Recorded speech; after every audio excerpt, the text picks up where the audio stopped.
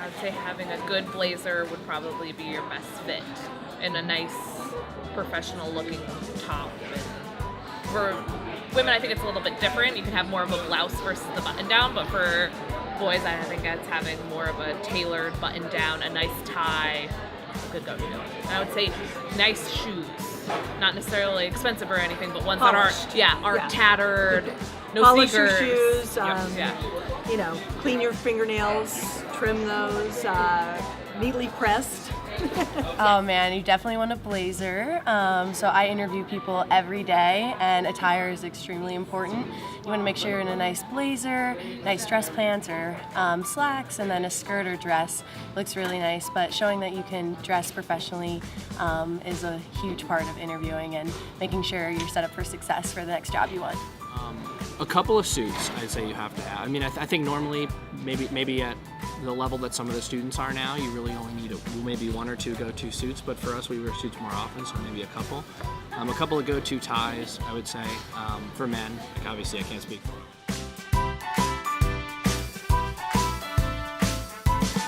Well, you know what? Nowadays, they're in the work atmosphere, things are not quite as formal anymore in a lot of different places. So I think it depends on what field you're in. If you're going in for an interview, definitely you want to look as best as you can. So definitely go with a tie.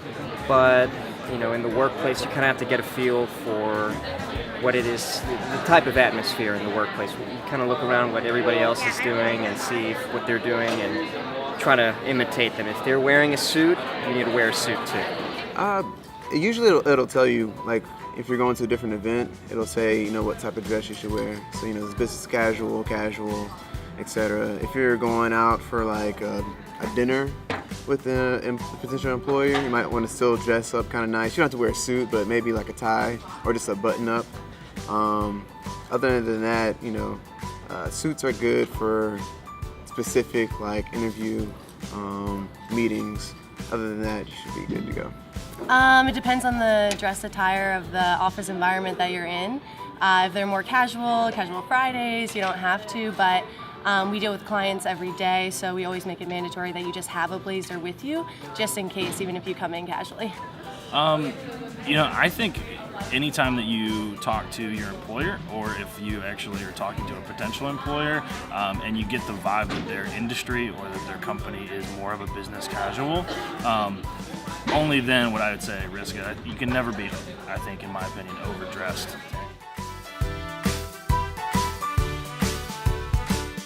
In their appearance, as long as they're, I'd say, put together, and they seem like, the skirt's not too short, or, they're modest about what they're dressing like.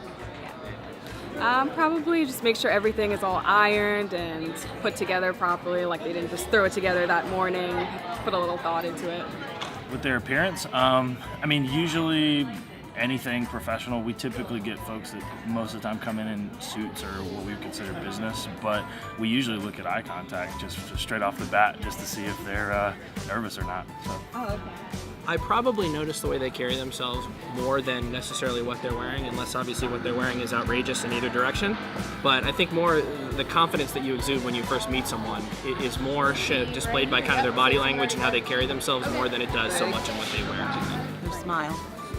It's just as long as they're professional. Dressed professional, it's fine. I would look at their appearance to see if they're dressed appropriately for the interview.